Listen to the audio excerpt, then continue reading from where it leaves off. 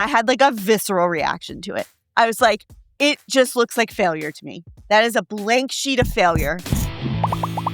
I say this as a person whose favorite playground is the fridge.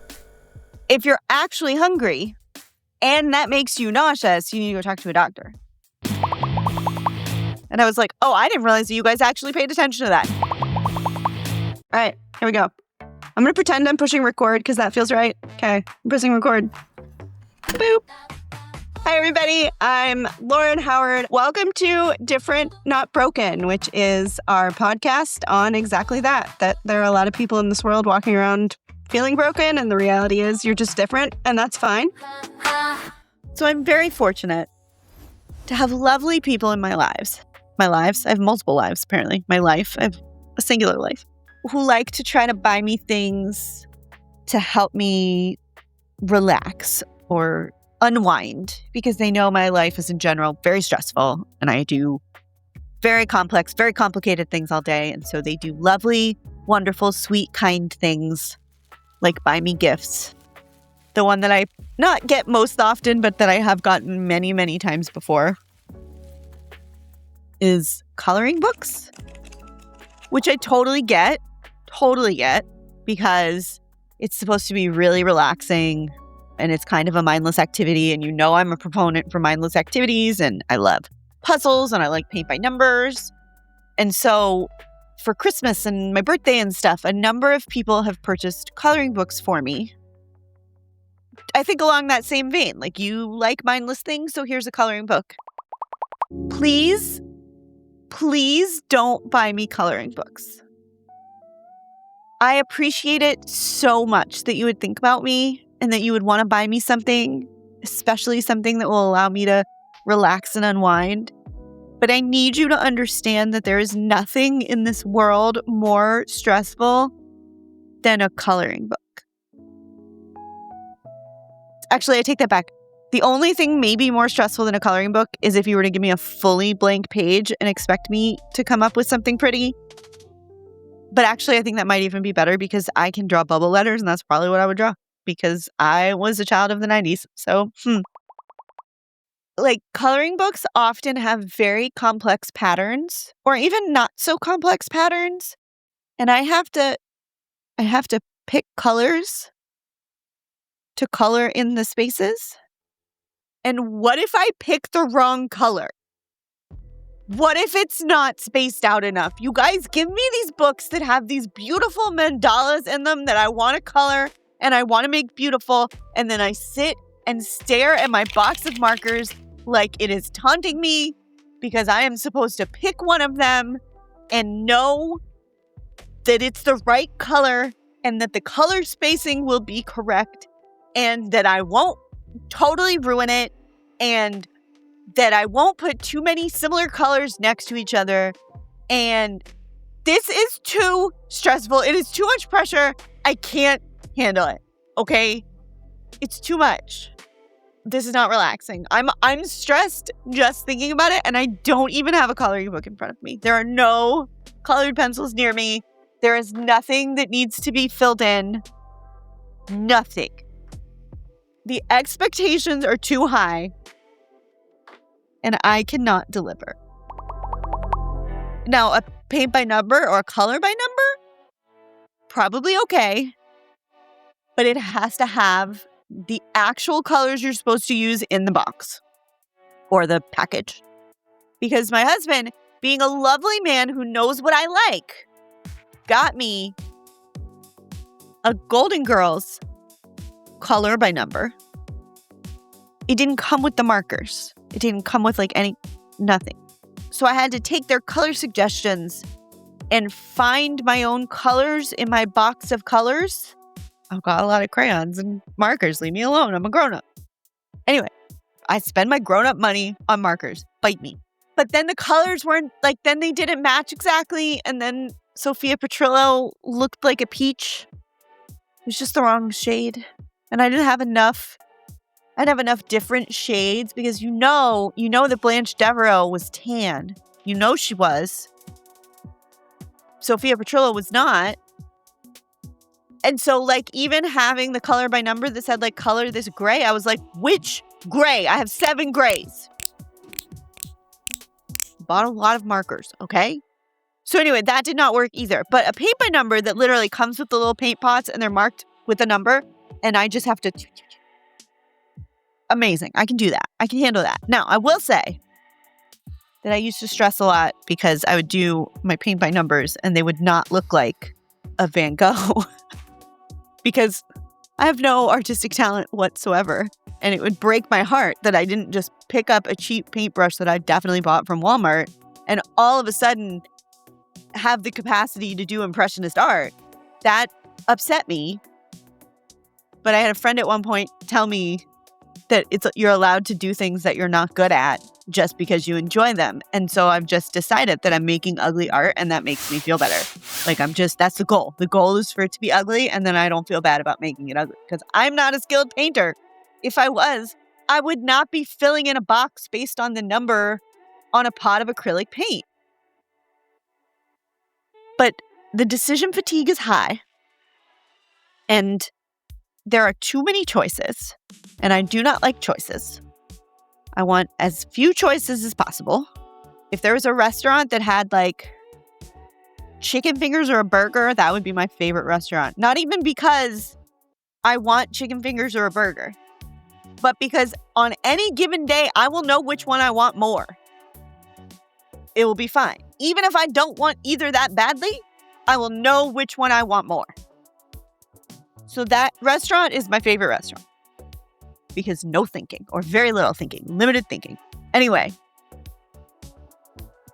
if you also struggle with coloring books, and I know there are others like this, like me, my children were coloring the other day and our babysitter was sitting with them and she had her own coloring sheet, which she does not usually do. And as I walked past, she held it up it had no colors on it. She held it up and she was like, "This is my nightmare." And I had like a visceral reaction to it. I was like, it just looks like failure to me. That is a blank sheet of failure. Everything I do from here on out is going to be wrong. Get that thing away from me. And she was like, exactly. She said, "So if it's okay with you, I'm just going to throw this out when I'm done with it because I want to enjoy this time with the kids, but I don't want any remnants of it." And then they were like, "Okay." So yeah, don't buy me coloring books because there is too much pressure involved in that. There's a coloring book right there. I was like staring at it as I was talking. I was trying to burn it with my eyes. I was trying to light it on fire like the burning bush. It's kind of funny. I can't believe I don't sign off the podcast this way because like I have a very distinctive sign up for the podcast, but literally I end every single conversation with somebody that has like a definitive ending, like a phone call or a Zoom or even just like talking to somebody in person and walking away, somebody I know, I don't know. Not like my husband or my children, but like if I'm ending a conversation and walking away, I end it the same way literally every single time. I don't even realize I do it anymore. Apparently, I don't do it when I'm clowning and jackasserying on the internet. But if you talk to me one-to-one, I do this every time. I'll say, "Hey, have a great day. Nice to talk to you. Be good." And then hang up. And I do it literally every single time. And I think I forgot that I do it. It's completely involuntary at this point. But it started very genuinely when I was running substance use clinics. So I run a mental health clinic now that is fully virtual, but for a long time I ran an in-person mental health and substance use clinic. And we dealt with a lot of patients who had recently gotten into a whole lot of trouble. And literally, as they would leave every single time, I would say to them, "Be good." And it started as like kind of a joke, but also kind of a like, I don't want to see a mugshot of you between now and the next time I see you, which was a thing that happened. Not all the time, but it did happen. And so anytime they left, I would always say, "Have a good day, be good." So much so that one time I forgot to say it, not realizing that I said it that often. And one of my patients was like, "I'm leaving. What are you supposed to say to me?" And I was like, "Bye." And he was like, "No." He was like, "You're supposed to tell me to be good." And I was like, "Oh, I didn't realize that you guys actually paid attention to that." And he goes, "I do pay attention to that, and it matters to me." But I say it all the time. So it started out as an actual thing. Like, please make good choices when you leave this place. please pick up the phone and call me before you do a stupid thing. Please, we have all the tools in the world for you. Be good. And if you feel like you can't be good, call me instead. Or call our office instead, or whatever. And I mean, we're talking about thousands of patients over a 10-year period that I said it to. And so it actually, I think it started as be good and don't do anything I wouldn't do. I used to say that to them all the time. And that actually worked in that environment because I'm a tremendously boring person and I always have been. So like, it's not like I was ever leaving my office and getting into any kind of trouble that was interesting. Aside from like maybe mouthing off to somebody for being a jackhole. Like other than that, there was nothing interesting happening. But then it was eventually just be good. And I have not run a substance use clinic in like 10 years, but it's still stuck there and it still works. It still matters. It's still something that's really important to me because it doesn't matter what you're going through. I think when you are proceeding away from whatever conversation we're having, I want you to, 1, have a good day. I want you to 2, make good choices. And 3, I want you to make the best of whatever is being presented to you from that point forward. And so it's, again, like I don't even realize I do it. It's fully pathological now. But if I don't say it, people catch me. And I actually had somebody comment on one of my LinkedIn posts the other day that I guess we had talked and I didn't say it before we signed off. And they were like, that was the first time you had ever not said it. And it was weird. And I was like, this has followed me around this far? Really? So anyway, I mean it. When you leave this place, be good. 1, make good choices. 2, be good to other people. 3, be good to yourself. And 4, do something to give yourself the life that you want to have that day. Be good. It does not mean be holy or pious or unfun. In fact, I support you in most of the debauchery that you will get into. I live vicariously through the debauchery that the people I care about get into.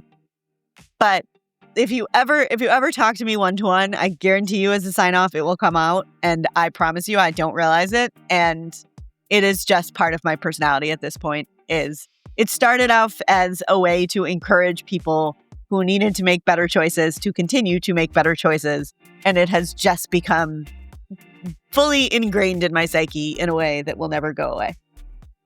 And also, other very important things. That is the way that I sign off every single phone call. Be good. And now we'll go to Allison, who has this week's small talk. We have a question from Simone in Oakland, California. I get frustrated when people say, listen to your body, because my body gives mixed messages. Tired but wired. Calm but anxious. Hungry but nauseous. How do you make decisions when the signals are all crossed? Somebody needs to have a talk with your body. That's not fun. That's rude. Listen to your body isn't great advice at baseline. It's not bad advice. The intention is good, which is that there's a part of you that will tell you what you need. And you should listen to that part of you. However, there are absolutely times when the wires get crossed. 100%, there are times when the wires get crossed. No question. The reason I say that is there can be very serious conditions, very serious acute episodes of something where you feel funny and your instinct is to go to sleep, right? Because you feel like rest is the way to handle it. Well, in those situations, rest could actually kill you because something horrific could happen in your sleep. Now, that's an extreme example of it. But there are times when our body tells us to do something that is decidedly not what the body needs to do. I'll give you an example. In the afternoon, when you are exhausted, when you're hitting your afternoon crash, taking a nap is not actually the way to handle the crash. The way to handle the crash, and this is me talking to myself more than anybody else, the way to handle the crash is to get up and walk around and move around and get your heart rate up because that actually will wake you up. If you go take a nap, odds are you're going to want to take a much longer nap than what you needed. And then you're going to be foggy after that nap and it's not going to be a restorative nap, right? But you're having a crash because you're in the middle of the afternoon, your blood sugar's low, things are boring, the office you're in is probably cold, you're wearing a sweater that makes you warm. There's 10,000 reasons why you could be having a crash at that point. And your body is saying, or what you hear it saying is I'm going to go lay down and rest. And in reality, it's you need to get up and walk around, talk to somebody, get the blood flowing, get a change of scenery, and then that's actually better for you. That's actually the better outcome for you. So definitely, like, that is you hearing one thing when your body's actually telling you something else. However, every single one of those things that you explained has a more prevalent need out of the two of them that you described, right? So you said tired but wired. Odds are you're tired. And you're probably tired because you're wired. So how do we overcome that part of it so that you can go to sleep? Like, there's a problem to fix there that's making you tired but wired. Same thing, hungry but nauseous. Like, you shouldn't be nauseous when you're hungry. There's a problem to fix there. Now, is it because you waited too long to eat? Do you need to eat more often?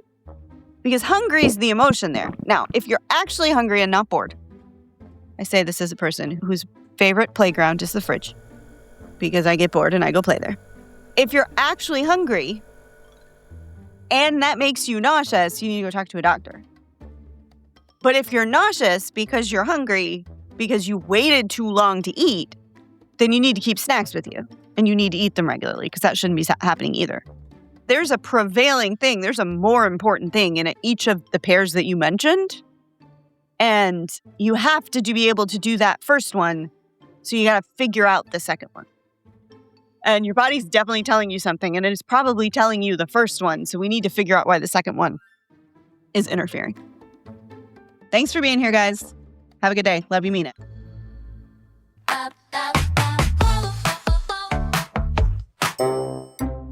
I am now remembering that my dad had a way that he signed off every single phone call that was the same, regardless who he was talking to. And it was always, okay, thanks a lot, bye-bye.